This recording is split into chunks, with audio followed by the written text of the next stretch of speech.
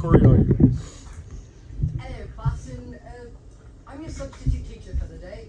You might think we're doing speech class, but actually, welcome to Conspiracy Theories 102. Probably the weirdest class you kids would ever take in your life. How do I want to say this? There's truths to everything. Every lie has truth behind it. Every truth is obviously a truth. And every person has a truth behind them. We're going to focus today on the truths behind theories, and I'm going to focus on one of the bigger theories that ended up having a ton, and I mean a ton, of truth behind it. And that's the fact that America loves to give help, but it does not like to receive help. And when it does receive help, we are not told about it. So obviously, America gives foreign aid all the time, right? As far as we know. Earliest known one that I could think of off the top of my head, the Berlin Airlift. We gave supplies to the Germans, after we split it up into East and West Berlin, right?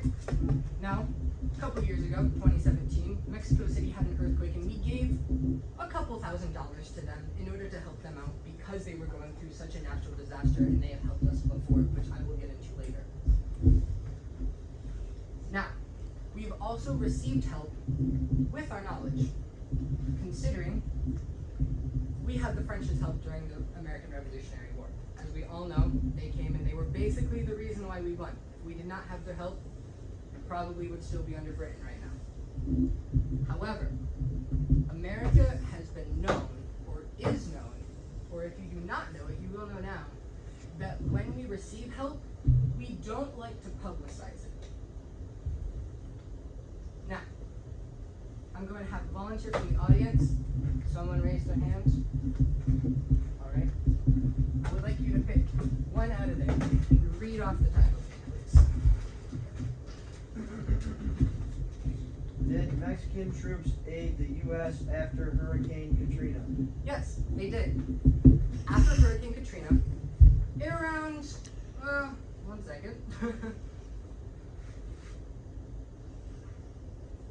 In 2005, Hurricane Katrina hit. It was America's ultimate natural disaster. There was many lives lost, billions of damage done. However, Mexico decided to come and help us. They sent their whole entire army across the border, and the last time that this was done was during the Battle for the Alamo, where they were coming in order to destroy us in order to get Texas back for themselves.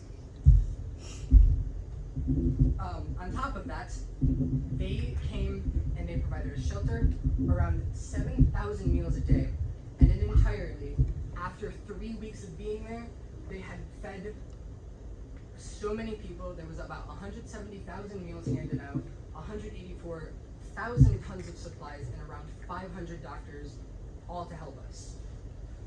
Additionally, I want to bring up a fun fact about this, because how the American army decided, the Mexican army decided to do this was that they were already over the border when they asked America if they could come and help us. Ooh. They were over the border, they went over the border with permission from Border Patrol, and they called up America after they were on our soil and said, America, is it okay if we do this? And America replied with, well, wait, we don't, and they replied with, more or less, paraphrasing of course, screw you, we're already here, we're here, like you've done to us. Wow, ballsy. There's multiple more things that I'll talk about with Katrina later, but now you pass it to another person and have them pick another article out of the box, please.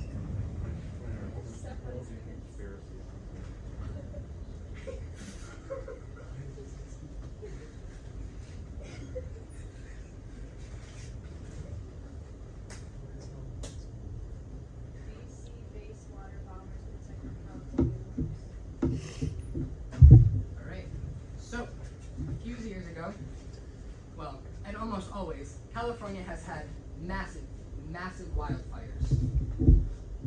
2017 being one of the worst of them, but also being the year that Canada decided to send down 2 of their C-130 water bombers after California was forced to sell theirs in order to pay reparations for the forests that were being destroyed and also for homes that were being destroyed in reparations to families. So Canada was nice enough to send down 2 of their water bombers, the most high-tech water bombers fires. Most people were not told about this except for the people that were in California. Can I have another person pick out an article? She's playing with the slime. Dang Hawaiians.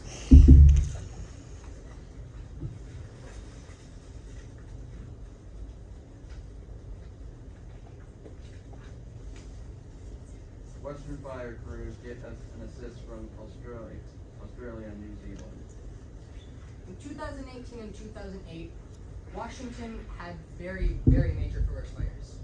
Now, the Aussies and the Kiwis, those of you who don't know, people from New Zealand are called Kiwis. Very fun fact. But they decided to send around 140 members in 2008 and 45 members in 2008, 45 members in 2018, 140 members in order to help fight these fires. They only had a week training both times in order to learn the geography of the forest, in order to learn what they had to do, the differences between how they fight fires over there and how they fight fires over here because of the terrain differences. And at this time, both fires were at fire preparedness level 5, which is the top preparedness level, which is the most deadly possible. So these firefighters, who also go out and help many other nations who do give recognition most of the time, decided to come and help us in order to make sure that we didn't lose a whole entire state to forest That's pretty fires. cool, man. Can you hand the bucket off to another person, please? Autry, you don't meet the standard.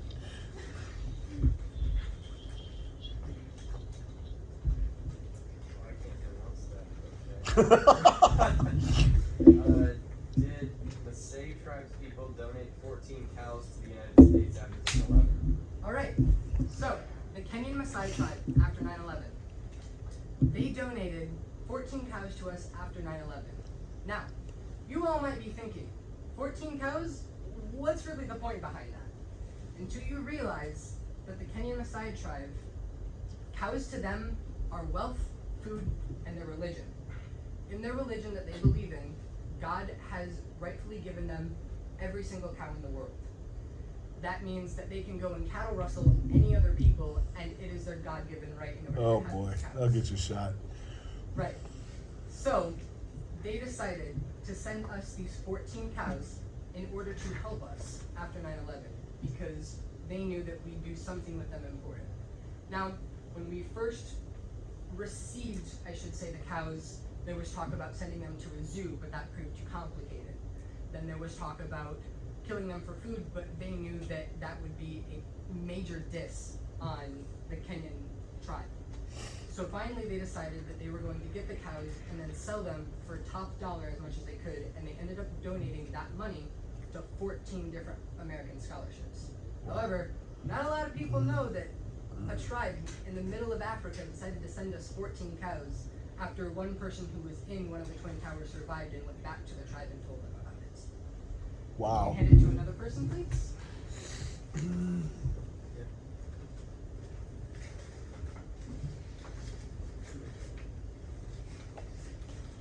Joplin rebuilds with a boost from the Mideast. The United Arab Emirates. Oh, Most boy. people don't know or don't know about this country in its entirety. However, in 2011, when tornadoes hit Joplin, Missouri, like a 2-ton brick, all 5 of their schools completely destroyed. Their only high school also completely destroyed, and their main hospital decimated. However, the United Arab Emirates sent about $5 million in order to make a specific section of the hospital reopen in order for them to get new equipment that they lost during the tornadoes. They also decided to equip 2,200 high school students with fully equipped MacBooks in order for the school year to begin, so that they were prepared and so that they didn't suffer from any kind of school loss because of those tornadoes. They also decided to give us all new textbooks because the ones that Joplin, Missouri was using were very old and they didn't have the money in order to get new textbooks. Could you pass it off to another person, please?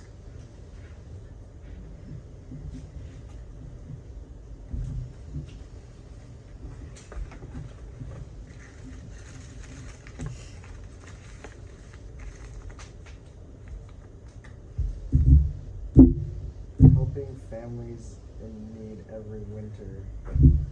Venezuela. Unbeknownst to a lot of us, Venezuela partnered with Citgo. They have been heating 1.8 million homes in the US since 2005, including a lot of homes in Michigan as one of their main 25 states, including Washington, D.C.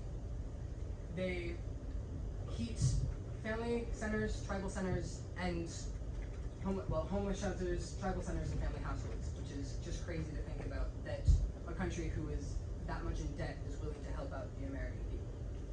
Now I know what the last one will be is Turkey, but Turkey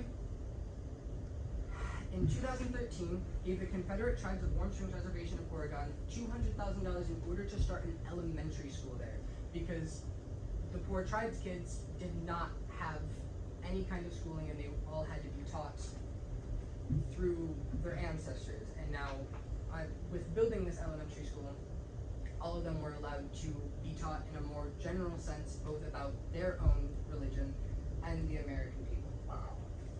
Now, so the refusal of help I have to talk about, Hurricane Katrina. Like I said, one of the worst ones. 2005. There was 154 countries that offered us help, totaling around $854 million in reparations. Not even reparations, but donations to us. We only accepted 40 million of that. Not even 5% Why? of the money.